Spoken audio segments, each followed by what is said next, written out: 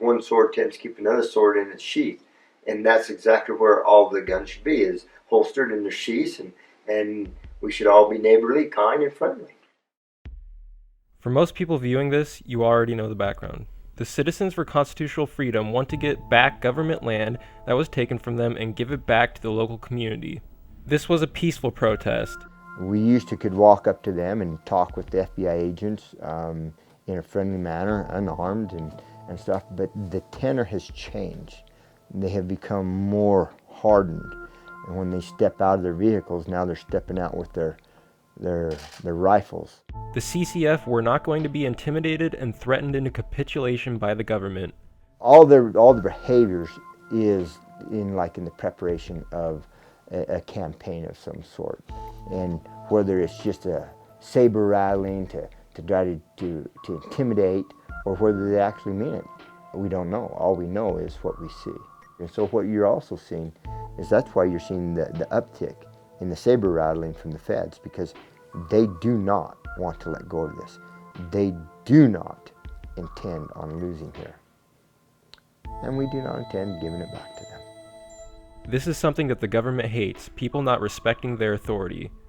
If one person does this, others will understand their own ability to stand up against the government. Then the government will lose its illusion of ultimate authority. From the perspective of the federal government, something needed to be done about this movement.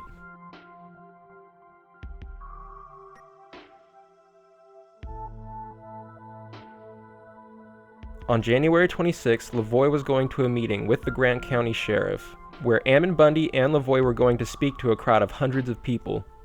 Ammon, Ryan, Lavoie, and some other members of the CCF traveled in 2 separate trucks. Little did they know the Oregon State Police, along with the FBI, set up an ambush to arrest them. The narrative released by the FBI states that after the first stop, Lavoie sped off and eventually drove into a snowbank. Then Lavoie got out of the car and reached for his gun, so the police had no choice but to shoot him. But Victoria Sharp and Shauna Cox, the passengers of Lavoie's truck, give a narrative that fits better with the aerial footage of the event. We were going to this meeting that was going on, so the sheriff was going to be there, and a bunch of ranchers. We were just going to try to talk and maybe do some negotiations. We were ambushed. They could see him gaining up on us, and then we looked back and Jeep was stopping. The boy says, we're going to defeat the sheriff, so he's heading out.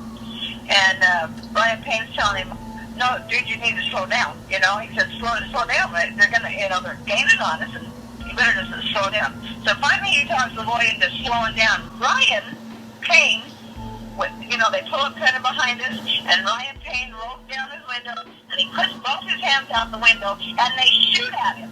He was trying to talk to them. He said, we have women in the car, at least let the women get out. And he stuck his head out, and they shot at him. He ducked just in time. They didn't hit him. And then they're like, oh, they mean business. They're going to shoot us. Ryan decided to get out of the car and try to go talk to them. The driver was like, I'm just going to drive. So I'm just going to talk to the sheriff. And he took off. And then they started firing at us. They started shooting us a bunch of times. And then they had a roadblock set up. And he had to stop, so it came to stop, and we hit the brakes, and we slid right up into the ice. Right. And there was slush flying everywhere. And then the bullets started flying, and then he jumps out of the car, and he's got both his hands up. And he got out of the car, and he had his hands in the air. He's like, just shoot me then. This is what you want, to shoot me. And they did. They shot him dead. With his hands in the air, and I saw it. I swear to God. He was just walking with his hands in the air. And they shot him. And they shot him dead, and then after he was down on the ground, they shot him 3 more times. Okay, they shot him, and he went down, then they shot him again on the ground? Yeah, they shot him at least 6 times. We can hear all the shots that are going off. They're shooting, not just him, they're shooting our windows out. They're shooting everything. Bombarded our vehicle with bullets. Ryan got hit in the shoulder. They were laying there on the floorboard, screaming. They shot at least 120 shots probably altogether. Okay. They were shooting the cars. It was like a lot. We can't get out of the vehicle. There are bullets, everything's whizzing, okay?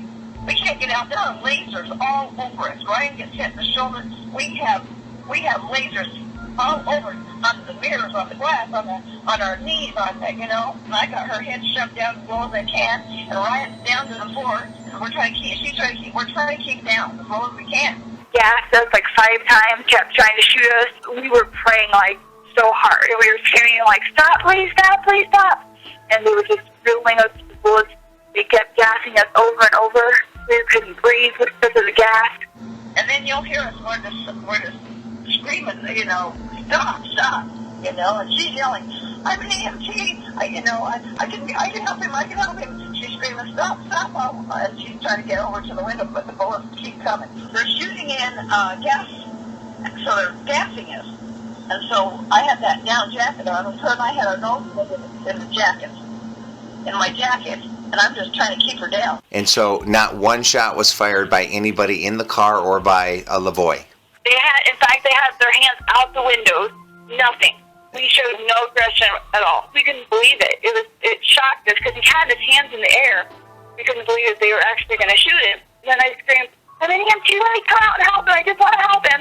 And then they started firing at the car.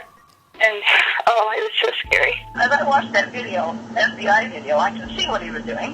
He comes out of the truck, he has his hands up, and they shoot him, and he turns back like he's coming back to the truck and blows him away. And then so he falls backwards into the snow. He does not have a gun in his hand. He is dead. When he gets out, his left hand is still laid out, his right hand is halfway to his chest, and he, like it was up. But he has no weapon in his hand. And even after he's dead, they shot him. Both of them state Lavoie was shot with his hands up prior to any movement of his right hand to his left hip, where authorities say a concealed 9mm pistol was being carried. Even after shooting Lavoie, the Oregon State Police continued to fire on the car with complete disregard for the lives of Shauna and Victoria.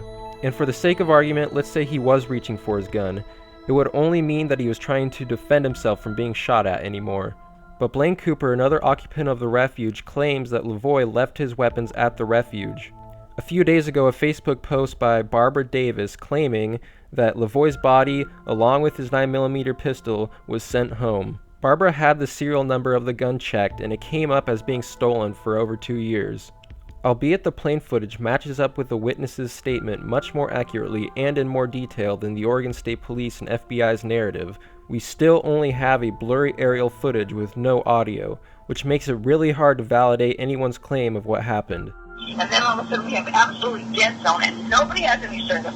And so that's when I had to pull out my camera and start videoing. Now, do you still have that video? No, they took it. They took everything. They took everything. They took my wedding ring. They took my clothes. They took my glasses. They've taken every single thing. You would think that the FBI and the Oregon State Police would have better documentation of a big event like this. I believe if we had higher quality video and audio, it would incriminate the police much more than it would Lavoie. This quality of footage allows the police and FBI to create a narrative that makes Lavoie look hostile and make themselves look innocent. This should be a wake-up call to everyone. The federal government will murder in cold blood people fighting for rights in order to express authority and to snuff out disobedience. Do not allow Lavoie's death to scare you into submission.